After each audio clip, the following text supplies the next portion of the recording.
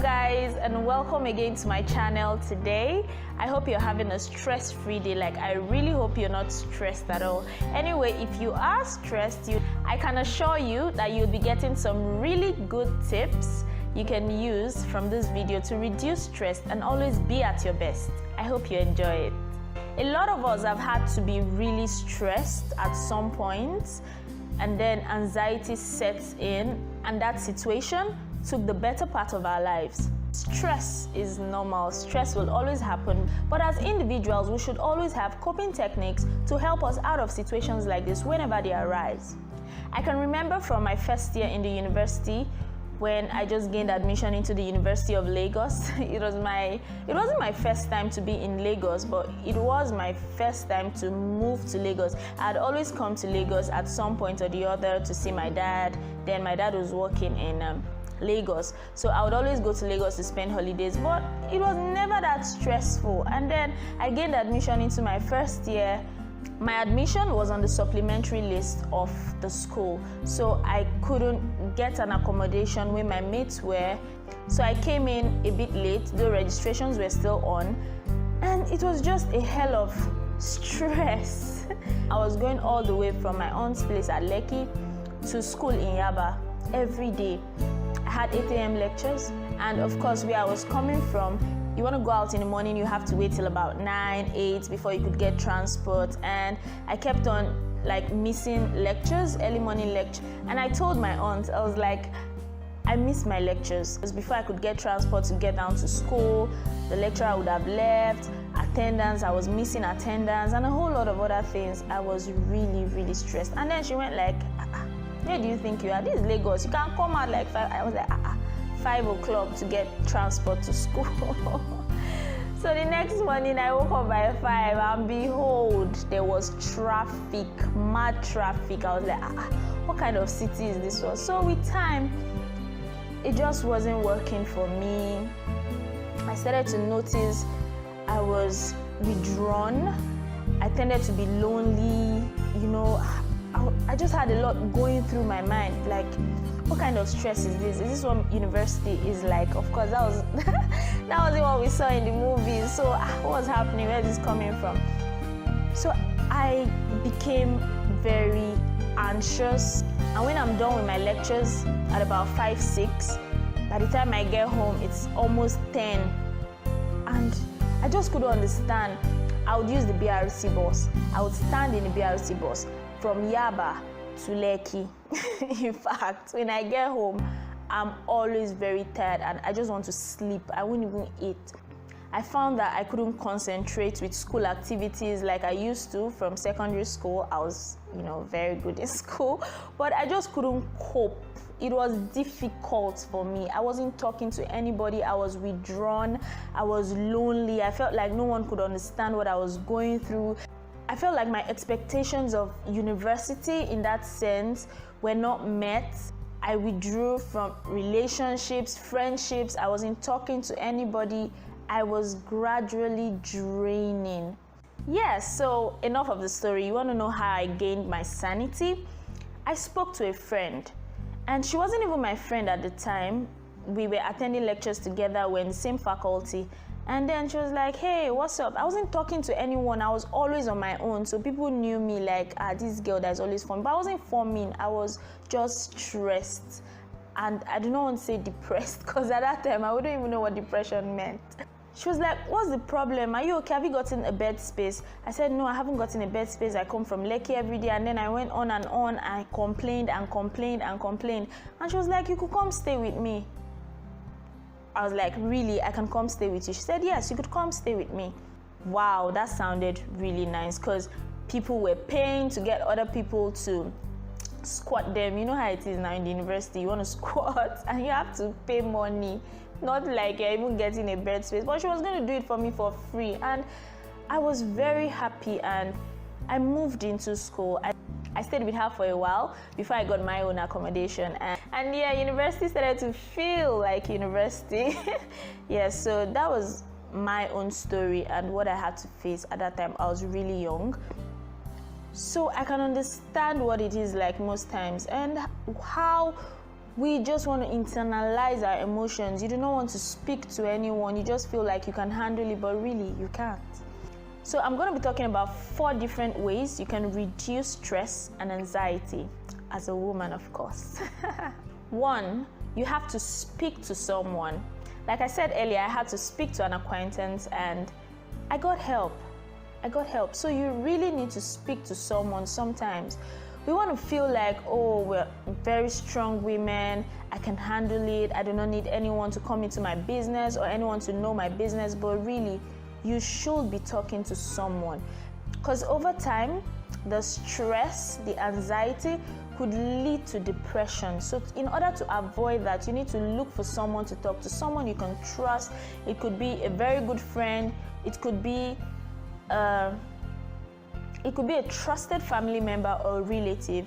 It could be a mental health professional, because you wouldn't know, and these things just go on, and before you know, days pass by, months pass by, years have gone by, and your life isn't just the same anymore. Like, you can't even imagine, you can't even think, how did this start? How did I get here? So it goes on through different stages. So in order to prevent depression, girl, you need to speak to someone. You just need to talk. You need to talk to someone. You will definitely know when this becomes a problem.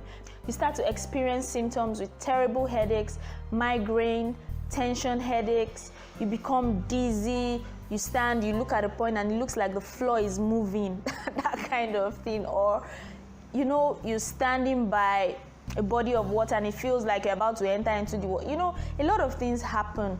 Or you're walking and somehow you just feel off balance. You don't have that balance, you don't have that coordination. It gets to that point. So please, to prevent this from happening, speak to someone, a trusted friend or relative, a mental health professional, anyone you trust. Just speak up. You'll still be a strong woman. 2, you have to get rid of everything and everyone that doesn't serve you, that stresses you out. You need to get rid of those people. And we already have a lot going on as women already.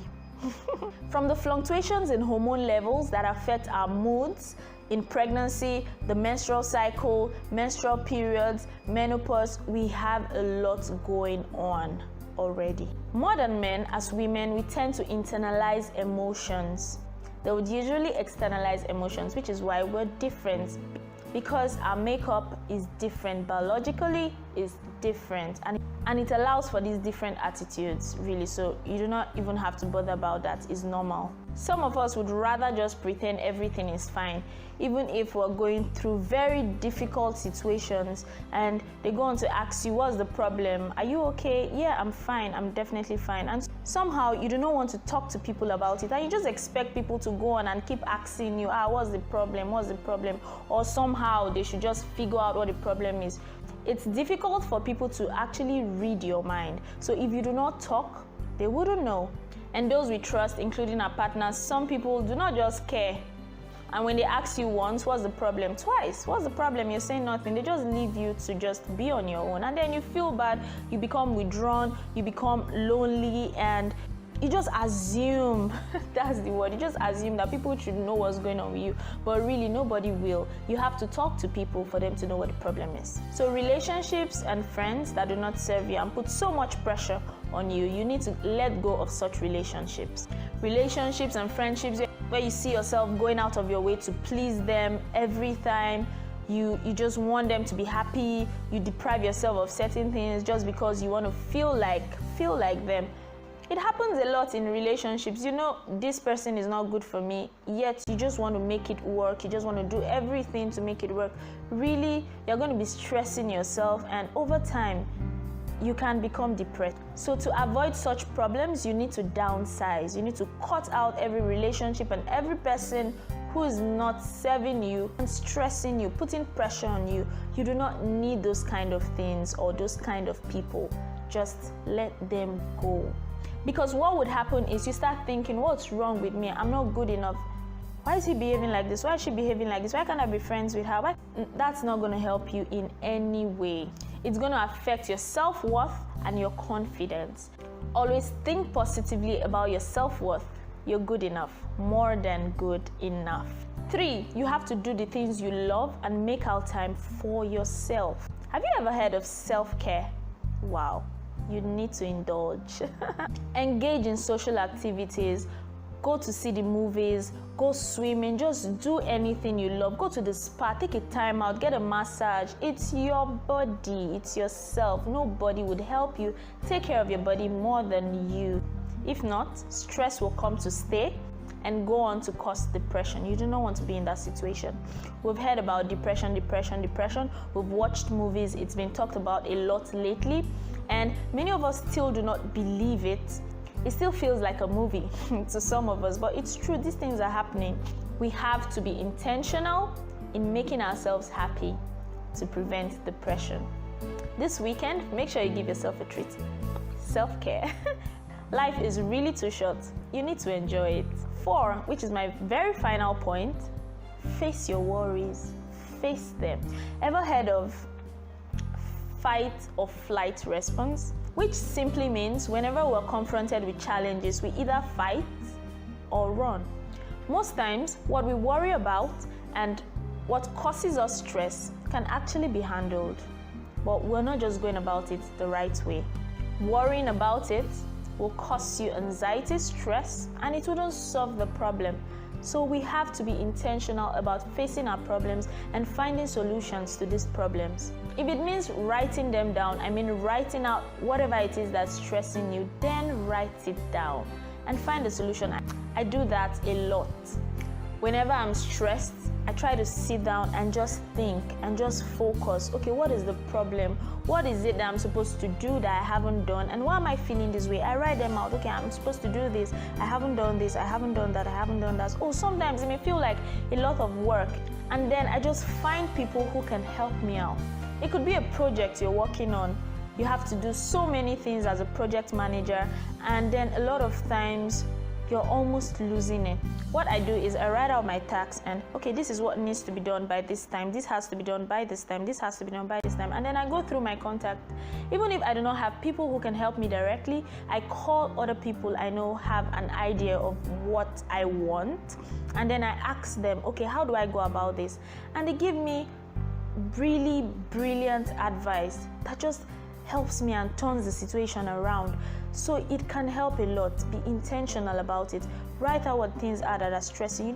Do you need to share chores? As ladies, most times we're burdened with work in the house, as a mother, as an MD, a lot of things. We have a lot of responsibilities. We have to be the caregivers, we have to be the mothers, we have to be the wives.